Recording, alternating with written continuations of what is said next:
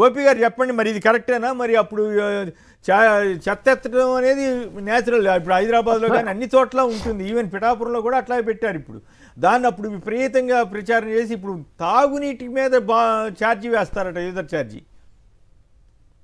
Sir Gummineni garu గతంలో మన ఇప్పుడు స్పీకర్ అయ్యన్న పాత్రుడు ఉన్నాడు కదా, ఆయన నరసరావుపేటలో అనుకుంటా సభలో, తెలుగుదేశం పార్టీ సభలో మాట్లాడుతూ ఈ చెత్త నా కొడుకు అని మాట్లాడాడు జగన్మోహన్ రెడ్డి ముఖ్యమంత్రిగా ఉన్నప్పుడు.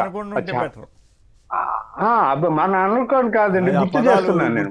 సో అట్లా మాట అంటే చెత్త మీద పన్ను వేసినందుకు అంత మాట అన్నాడు.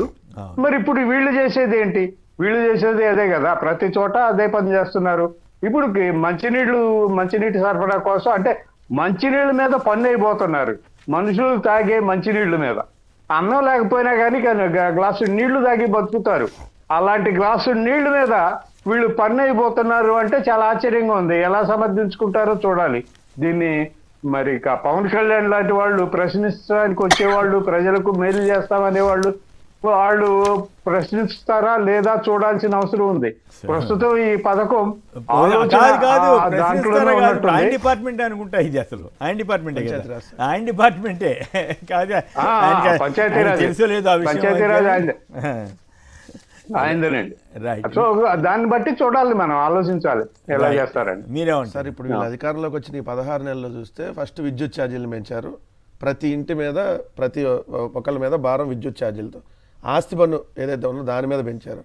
సో ఇప్పుడు ఏదైతే ఉన్నటువంటి ఇంటి పన్ను కంటే ఎక్కువ రేట్ అంటే ఇది, ఇంటి పన్ను కంటే ఎక్కువ రేటు ఇప్పుడు ఏదైతే తాగేటటువంటి నీటి మీద పన్ను.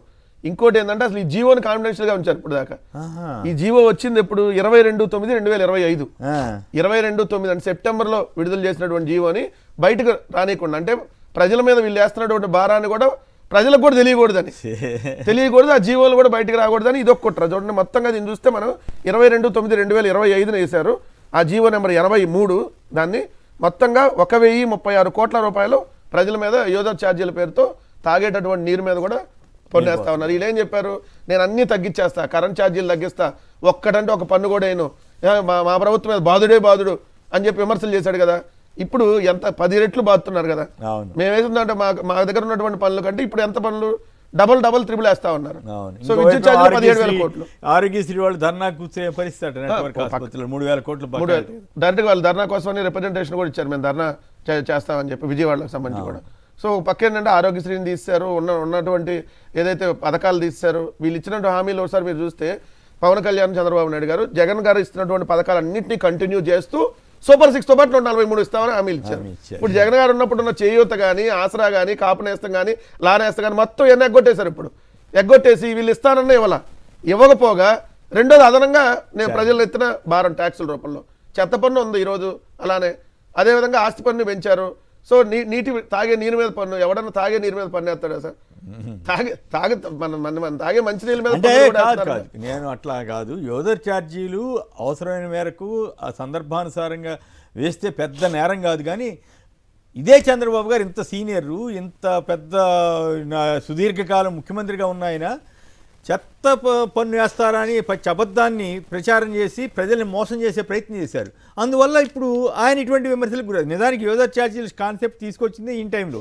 ఆస్పత్రుల్లో యూజర్ ఛార్జీలు పెడితే అది పెద్ద గొడవ అయింది ఆ రోజులు. 2017లో ఈ అధికారంలో అది సెంట్రల్ గవర్నమెంట్ డైరెక్షన్ తీసుకొని వచ్చినటువంటిది. అది ఉంది. ఇప్పుడు రాజకీయ పార్టీ నాయకులుగా మీరు విమర్శించవచ్చు, కానీ మా పోటీ వాళ్ళు చెప్పేటప్పుడు కొంచెం బ్యాలెన్స్డ్గా చెప్పాలి కదా.